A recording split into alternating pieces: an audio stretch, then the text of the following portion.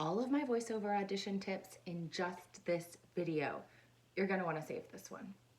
Okay, so the first thing that you need to do when you're preparing for a voiceover audition is warm up. So many people skip this step. Your voice and the person receiving your audition will thank you for a warmed up audition.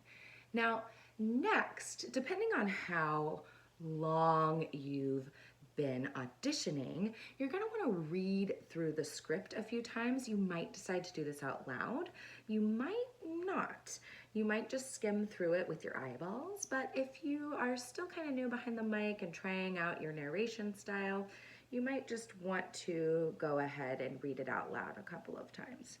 And then the third tip that I've got for you is to make sure you're looking up all the words that look weird or are strange or you don't know how to pronounce, or maybe you're trying some author created words in your own voice. Make sure you say them out loud a few times and make sure they sound natural rolling off the tongue. And then fourth, of course, is to make sure you have the author's notes, y'all. You've got to read all of the author's notes that are included in the audition. Don't skip this part. They will tell you important information like Elizabeth has a British accent.